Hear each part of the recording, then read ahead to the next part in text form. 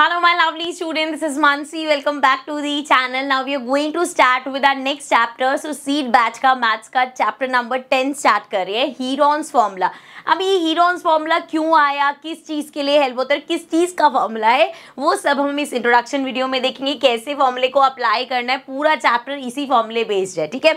So area of triangle की बात करते हैं। तो बेटा अगर आपको कभी भी एक ट्राइंगल दे रखा है और उसका एरिया निकालना है, सो हम एरिया कैसे निकालते हैं ट्राइंगल का? सिंपल, हमारे पास फॉर्मूला होता है half B into H, where B stands for base of triangle, triangle का बेस जो है, एच हो गया हाइट ऑफ ट्राइंगल, ठीक है। सो बेस और हाइट हमारे पास है तो हम एरिया ऑफ ट्राइंगल निकाल सकते हैं। ये तो सिंपल सा है, तो छोटी क्लास से करते हो आ रहे। लेकिन प्रॉब्लम कहाँ होगी अगर आपके पास हाइट नहीं है, अगर हमारे पास क्वेश्चन में हाइट इज अननोन, हाइट हमें दे ही नहीं रखी, सो हम क्या करेंगे? सो ये जो हीरोन्स फॉर्मूला है ये इसीलिए आया कि अगर आपको लेट्स सपोज सारी साइड्स पता है, जैसे ये एक ट्राइंगल है, ये साइड की लेंथ क्या है, इस साइड की लेंथ क्या है, इस साइड की लेंथ क्या है, ये सब पता है, लेकिन हाइट आपके पास नहीं है, तो भी आप एरिया ऑफ ट्राइंगल निकाल सकते हो। कैसे? By using our Heron's formula. इसको हम हीरो फॉर्मूला भी बोलते हैं, ठीक है। सो देखो, अब अगर हम फॉर्मूले की बात करें, सो एरिया ऑफ ट्राइंगल का फॉर्मूला होगा सबसे पहले अंडर रूट में S minus A, S minus B, S minus C. अब ये सब है क्या? अगर मैं एस की बात करूं बेटा, ये जो बार बार एस आ रहा है, this stands for semi perimeter. अब सेमी पेरीमीटर क्या होता है? सेमी पेरीमीटर से पहले पेरीमीटर बताओ क्या होता है। पेरीमीटर होता है, अगर मुझे ट्राइंगल का पेरीमीटर निकालना है तो पेरीमीटर क्या होता है बच्चे? सम ऑफ ऑल साइड्स, सारी साइड्स का अगर आप सम कर दोगे तो आपके पास क्या आ जाता है? पेरीमीटर आ जाता है। तो इस केस में हमारा पेरीमीटर क्या होगा? a प्लस बी प्लस सी, सारी साइड्स का हमने सम कर दिया, लेकिन ये पेरीमीटर है।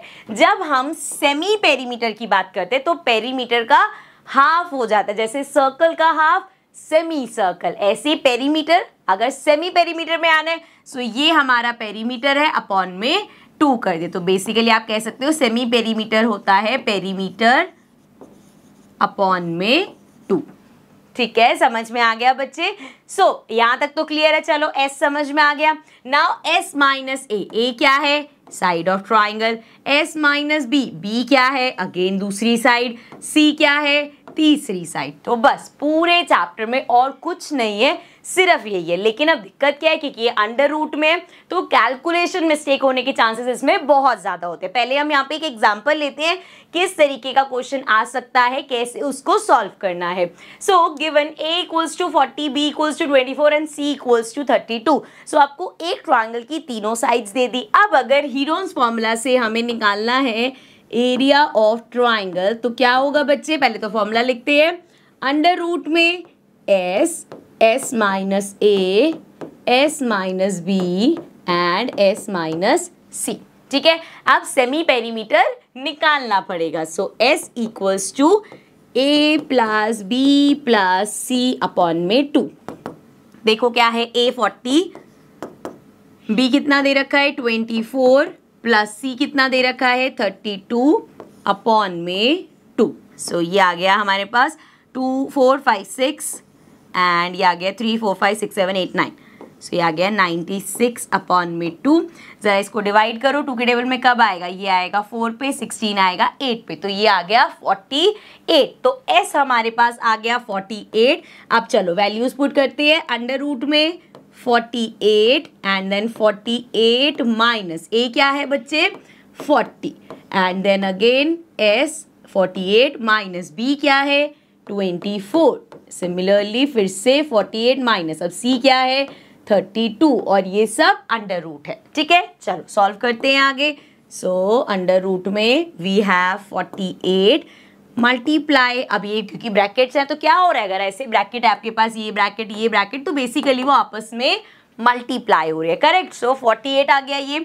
अब 48 में से जरा 40 माइनस करो, आ जाएगा 8 एंड देन 48 में से 24 जाएंगे, 8 में से 4 गया, 4 आ गया बेटा, 4 में से 2 गया, 2 आ गया, 24 आ गया, इनटू में 48 में से 32 माइनस करो, 8 में से 2 गया, 6 आ गया, 4 में से 3 गया, 1 आ गया, ठीक है। अब एक तो तरीका है आप ये सारा मल्टीप्लाई कर दो पूरा मल्टीप्लाई करके अंडर रूट करके स्क्वायर रूट कर दो। अब भैया वो ज़्यादा दिक्कत है, स्क्वायर रूट में गलती हो सकती है, इतनी बड़ी मल्टीप्लिकेशन, इतना बड़ा नंबर आ जाएगा, है ना। सो इसका ईजी वे क्या है? ईजी वे हमारे पास ये है कि जैसे आपके पास है 48, तो आप जैसे प्राइम फैक्टराइज करते हो ना उस तरीके से इसको करो। देखो मैं क्या कर रही हूँ, 2 से किया मैंने, ये आ गया 2, ये आ गया 4, फिर से 2 से किया।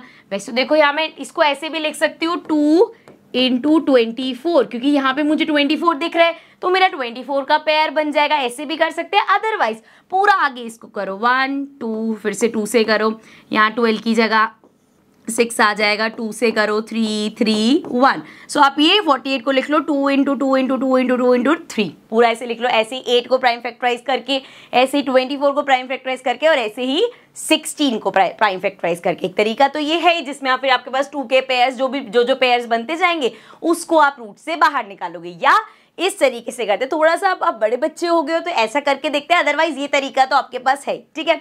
सो मैंने 48 को लिखा 2 इंटू 24, 8 को I can write 2 into 2 into 2, क्योंकि आई नो 2 2 ज़ा 4, 4 2 ज़ा 8, ठीक है।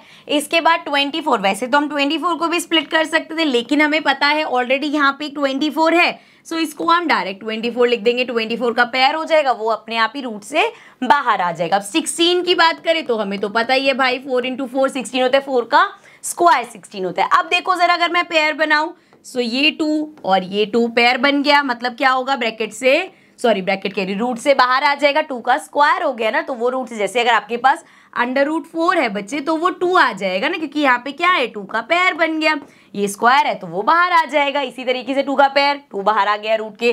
24 का पेयर मिल गया हमें, 24 बाहर आ गया। सिमिलरली 2 का एक और पेयर है, फिर से बाहर आ गया। एक पेयर 4 का है, ये भी बाहर आ गया।